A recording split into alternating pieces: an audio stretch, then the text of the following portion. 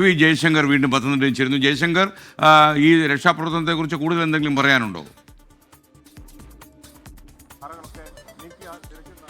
SKN അല്പസമയത്തിനകം തന്നെ NDRFിന്റെയും ഫയർഫോഴ്സിന്റെയും സംയുക്ത രക്ഷാദൗത്യം ആരംഭിക്കുമെന്നാണ് ജില്ലാ കളക്ടർ നിലവിൽ അറിയിച്ചിരിക്കുന്നത്. ഇതുമായി ബന്ധപ്പെട്ട് കൃത്യമായ ഒരു ആക്ഷൻ പ്ലാൻ ഉണ്ടാക്കിക്കൊണ്ടായിരിക്കും ഈ രക്ഷാദൗത്യം. ഇത് രണ്ട് പാളികളായി ഇത്തരത്തിൽ ഈ പാറ പൊട്ടി കിടക്കുന്നതിനാൽ തന്നെ ഈ രക്ഷാദൗത്യം എന്ന് പറയുന്നത് അതീവ ദുർഘടമാണ്. അതുകൊണ്ട് തന്നെ അത്തരത്തിൽ ഇത്തരം സാഹചര്യങ്ങളൊക്കെ പരിഗണിച്ചുകൊണ്ട് ഇവിടുത്തെ ടെറൈൻ്റെ പ്രത്യേകതയൊക്കെ പരിഗണിച്ചുകൊണ്ടുള്ള ഒരു രക്ഷാദൗത്യമായിരിക്കും നടത്തുക എന്നാണ് നിലവിൽ ജില്ലാ കളക്ടർ അറിയിച്ചിരിക്കുന്നത്. ജില്ലാ കളക്ടർ അല്പസമയം മുമ്പാണ് അങ്ങോട്ടേക്ക് കയറിപ്പോയത്. അതിനുശേഷമായിരിക്കും ജില്ലാ കളക്ടർ കൂടി ഇരുന്ന് ഉദ്യോഗസ്ഥരുമായി സംസാരിച്ചതിന് ശേഷം അല്പസമയത്തിനകം തന്നെ ഈ രക്ഷാദൗത്യം ആരംഭിക്കുമെന്നാണ് നമ്മൾ മനസ്സിലാക്കുന്നത്. നിലവിൽ മാധ്യമങ്ങൾക്കുൾപ്പെടെ ഈ കോമ്പൗണ്ടിലേക്ക് പ്രവേശനം അനുവദിച്ചിട്ടില്ല.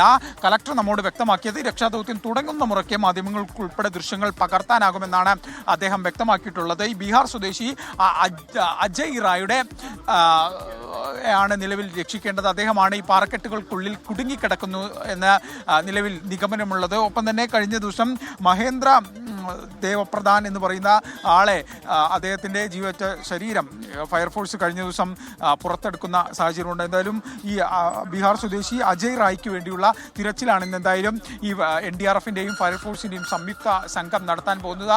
ആ തിരച്ചിൽ അല്പസമയത്തിനകം തന്നെ ആരംഭിക്കുകയും ചെയ്യും. നാട്ടുകാരുൾപ്പെടെയുള്ള ആളുകൾ ഇവിടെയുണ്ട്. അവർ ചെറിയ തോതിലുള്ള പ്രതിഷേധങ്ങളൊക്കെ ഉന്നയിക്കുന്നുണ്ട്. കളക്ടറുമായി ജയശങ്കറാണ് പത്തനംതിട്ടയിൽ നിന്ന് വരുന്നത്.